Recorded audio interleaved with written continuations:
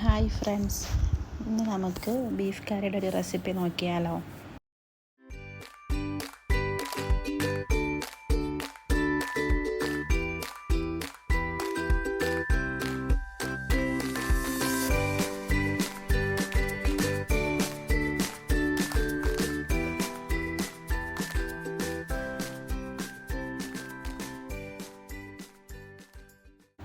അപ്പോൾ അതിന് വേണ്ടിയിട്ട് ചെറിയ സ്മോൾ സൈസ് 3 പീസ് ജിഞ്ചർ എടുത്തിട്ടുണ്ട്. ഒരു 5 to 8 ഗാർലിക്കുമാണ് ഞാനിവിടെ എടുത്തിരിക്കുന്നത്. അത് നമുക്ക് നന്നായിട്ടൊന്ന് ക്രഷ് ചെയ്തെടുക്കാം കേട്ടോ. പിന്നെ ഞാനിവിടെ ചെറുള്ളി യൂസ് ചെയ്തിട്ടില്ല, അതിന് പകരം 4 ഓണിയനാണ് എടുത്തിരിക്കുന്നത്. അതൊന്ന് സ്ലൈസായിട്ട് അരിഞ്ഞെടുത്തിട്ടുണ്ട്. അതിൻ്റെ കൂടെ തന്നെ 2 ചെറിയ പഴുത്ത തക്കാളിയാണ് കേട്ടോ, അതും 2 സ്ലൈസ് ചെയ്ത്, പച്ചമുളകും സ്ലൈസ് ചെയ്ത് വെച്ചിട്ടുണ്ട്. ഇനി കുക്കറിലേക്ക് വെളിച്ചെണ്ണ ഒഴിച്ചിട്ട് അതിലേക്ക് ക്രഷ് ചെയ്തിരിക്കുന്ന ജിഞ്ചർ ഗാർലിക്കും കറിവേപ്പിലയും കൂടി നമുക്കൊന്ന് ഇട്ട് കൊടുക്കാം. അതൊന്ന് റോസ്റ്റായിട്ട് വരുന്ന ടൈമിന് നമുക്ക് ഈ സവാള ഇട്ട് കൊടുക്കാം കേട്ടോ. സവാള നന്നായിട്ട് നമുക്കൊന്ന് മിക്സ് ചെയ്തെടുക്കാം. അപ്പോഴേക്കും ഇതിൻ്റെ കളറൊക്കെ ചേഞ്ചായിട്ട് വരും കണ്ടോ. ഇപ്പോൾ നന്നായിട്ട് കളർ ചേഞ്ച് ആയിട്ടുണ്ട്. ഈ ടൈമിൽ നമ്മൾ സ്ലൈസ് ചെയ്ത് വെച്ചിരിക്കുന്ന 2 ടൊമാറ്റോയും ചില്ലിയും ഇട്ട് കൊടുക്കാം. എന്നിട്ട് ഇത് നന്നായിട്ട് നമുക്കൊന്ന് മിക്സ് ചെയ്തെടുക്കാം.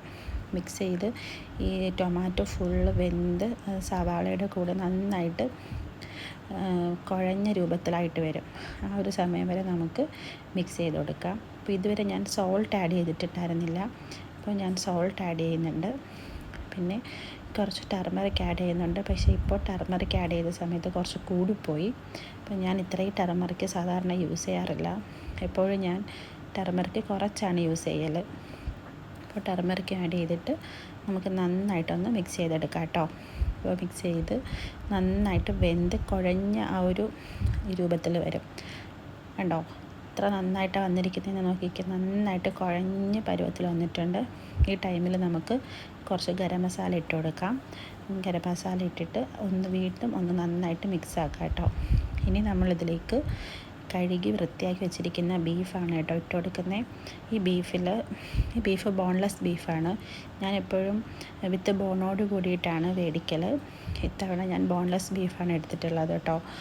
അപ്പോൾ ബീഫ് ഇട്ട് കൊടുക്കുക. എന്നിട്ട് ഒന്നും കൂടി നന്നായിട്ട് മിക്സ് ചെയ്തിട്ട് ഫ്ലെയിം കൂട്ടി വെച്ച് നമുക്കിതൊന്ന് തിളപ്പിക്കാം. അപ്പോൾ ആ ഫ്ലെയിം കൂട്ടി വയ്ക്കുന്ന ടൈമിൽ ബീഫിനുള്ളിലുള്ള വെള്ളമെല്ലാം പുറത്തേക്ക് വരും. അപ്പോൾ നമുക്ക് അതിനനുസരിച്ച് വെള്ളം ഒഴിച്ചാൽ മതി. ഞാനിവിടെ എപ്പോഴും മട്ടൻ ആണെങ്കിലും ചിക്കൻ ആണെങ്കിലും ബീഫാണെങ്കിലും വെള്ളം തിളപ്പിച്ചാണ് ഞാൻ ഒഴിക്കൽ.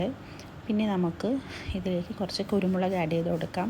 ഇവിടെ നമ്മളെപ്പോഴും കാശ്മീരി ചില്ലിയാണ് യൂസ് ചെയ്യുന്നത്, അതുകൊണ്ട് കുരുമുളക് ഞാൻ കുറച്ചധികം ഇടും. ഇപ്പോൾ വെള്ളം നന്നായിട്ട് തിളച്ച് വന്നിട്ടുണ്ട്. ഇനി അപ്പോഴത്തേക്കും ദാണ്ടെ ബീഫിൽ നിന്നുള്ള വെള്ളമെല്ലാം ഊറി ഇറങ്ങിയിട്ടിട്ട്, ഇനി അതിനനുസരിച്ച് നമുക്ക് തിളച്ച വെള്ളം ഒഴിച്ച് കൊടുത്താൽ മതി. വെള്ളം ഒഴിച്ചിട്ട് നമുക്ക് അടച്ച് വെച്ച് ഒരു 6 to 8 വിസിലോളം അടുപ്പിക്കാം.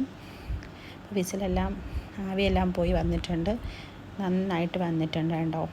നന്നായിട്ട് ബീഫൊക്കെ വെന്ത് നല്ല കുറുകിയ രൂപത്തിൽ വന്നിട്ടുണ്ട്. ഇതിലിപ്പോൾ ആകെ ഞാൻ മഞ്ഞൾപ്പൊടിയും ഗരം മസാലയും മാത്രമേ ഇട്ടിട്ടുള്ളൂ, വേറെ ഒരു മസാലകൾ ഇതിൽ ആഡ് ചെയ്തിട്ടില്ല. ഇനിയാണ് നമ്മളിതിലേക്ക് മസാല ആഡ് ചെയ്യുന്നത്. ഇതുപോലെ ഒരു ചീനച്ചട്ടി വെച്ചിട്ട് വെളിച്ചെണ്ണ നമുക്ക് ഒഴിച്ചു കൊടുക്കാം.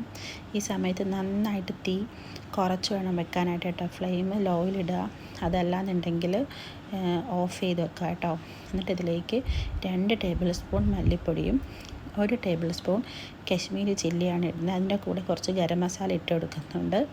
എന്നിട്ട് പെട്ടെന്ന് തന്നെ നമ്മൾ ഇതെടുത്ത് കുക്കറിലേക്ക് ഒഴിച്ചു കൊടുക്കണം, അല്ലെങ്കിൽ മസാല കരിഞ്ഞു പിടിക്കും.